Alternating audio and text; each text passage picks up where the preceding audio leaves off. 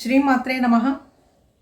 లలితా సహస్రనామ స్తోత్రంలో 15, 16 ఈ రెండు శ్లోకాలకి ఉండేటువంటి వివరణ తెలుసుకుందాం.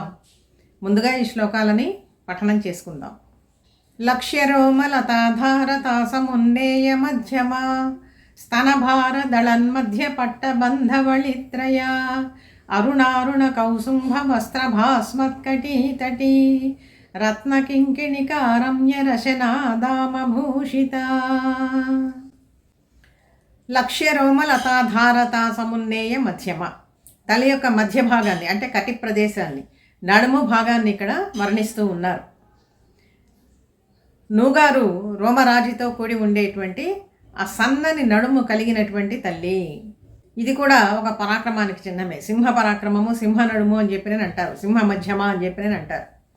అంటే సింహం ఎంత పరాక్రమంగా ఉంటుందో దాని నడుము భాగం కూడా అంత సన్నగాను ఉంటుంది. అదేవిధంగా తల్లి విక్రమోపార్జిత కాబట్టి, అమితమైనటువంటి పరాక్రమ సంపద కలిగినటువంటిది కాబట్టి తల్లి యొక్క ఇక్కడ మధ్య భాగాన్ని కూడా వర్ణిస్తూ ఉన్నారు.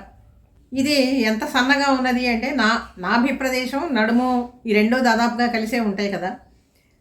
ఆకాశ భాగము అని చెప్పుకున్నాం. అందుకని ఉన్నదా లేదా అన్నట్లుగా, ఆకాశం ఉన్నది అంటే ఉన్నది, లేదు అంటే లేదు. కనిపించడానికైతే కనిపిస్తూ ఉంటుంది. లక్ష్య రోమ, లక్ష్య అంటే పైకి కనిపిస్తూ ఉండేటువంటి, లేదు మనకి ఎక్కడ కూడా అందటం లేదు, చేతికి తాకటానికి రావటం లేదు అంటే లేదు. కాబట్టి ఇదొక విచిత్రమైనటువంటి పోలిక, కవి సమయం కూడా. అందుకని అటువంటి అస్థి నాస్తి విచికిత్సతో ఉండేటువంటి సన్నని మధ్య భాగము, కటి భాగము కలిగినటువంటి తల్లి, నడుము భాగము కలిగినటువంటి తల్లి. లక్ష్య రోమ లతాధారతా సమున్నేయ మధ్యమ. దానికి అటువంటి సన్నని నడుముకి పొట్ట మీద కడుపు ఉదర భాగంలో 3 గీతలు ఉన్నాయట. ఇది సాధారణంగా సన్నగా ఉండేటువంటి స్త్రీలకి సహజ లక్షణమే ఇది. ఆ 3 గీతలని కూడా, 3 మడతలని కూడా ఇక్కడ వర్ణించి చెప్తూ ఉన్నారు. స్తనభార దళన్ మధ్య పట్టబంధ వళిత్రయ. వళులు అంటే ముడతలు, 3 ముడతలతో కూడినటువంటి ఉదర భాగం కలిగినటువంటి తల్లి.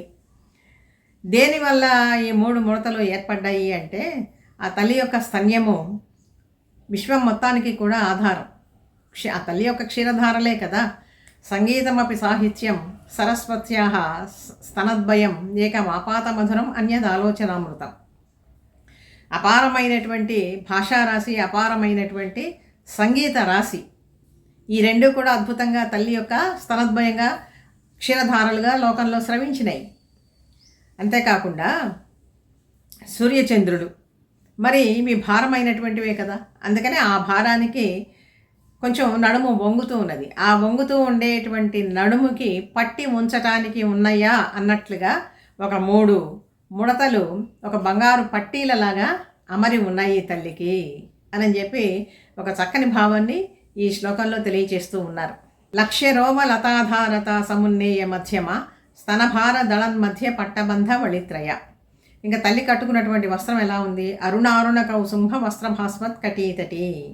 తల్లి అరుణవర్ణంలో ప్రకాశిస్తూ ఉంటుంది. ఆమె ధరించినటువంటి వస్త్రం కూడా ఎర్రటి వస్త్రాన్ని ధరించింది. అరుణవర్ణంలో ఉండేటువంటి వస్త్రాన్ని ధరించింది. అరుణారుణ కౌసుంభ వస్త్రభాస్మత్, భాస్మత్ అంటే ప్రకాశిస్తూ ఉండేటువంటి అరుణ వస్త్రాన్ని కటి ప్రదేశంలో ధరించింది అని చెప్పి ఈ నామానికి అర్థము. దానికి ఏ ఆభరణాన్ని ధరించింది అంటే రత్నకింకిణికారమ్య రశనాదామ భూషిత. ఏ భూషిత, దేని చేత తల్లి నడుము భూషితమై ఉన్నది అంటే రత్నముల చేత అలంకరించబడినటువంటి, బంగారు తీగలతో చుట్టబడినటువంటి మువ్వలు కలిగినటువంటి వడ్డాణం.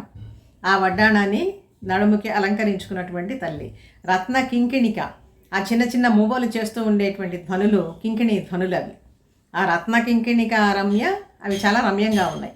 రసనాదామ భూషిత, సన్నని బంగారు తీగతో చేయబడినటువంటి ఆ మువ్వలు కలిగినటువంటి వడ్డాణము తల్లి ధరించిందట. అంటే ఊహించుకోవటానికే తల్లి యొక్క రూపం చాలా మనోహరంగా మనకి దృశ్యమానం అవుతూ ఉంటుంది మనస్సులో. ఈ 2 శ్లోకాలకి ఉండేటువంటి అర్థం ఇది. ఈ శ్లోకాలని మళ్ళీ ఒకసారి మనం పఠనం చేసుకుందాం. లక్ష్య రోమలతాధారతా సమున్నేయ మధ్యమ స్తనభారదళన్మధ్య పట్టబంధవళిత్రయా అరుణారుణకౌసుంభవస్త్రభాస్వత్కటీతటీ రత్నకింకిణికారమ్యరశనాదామభూషిత.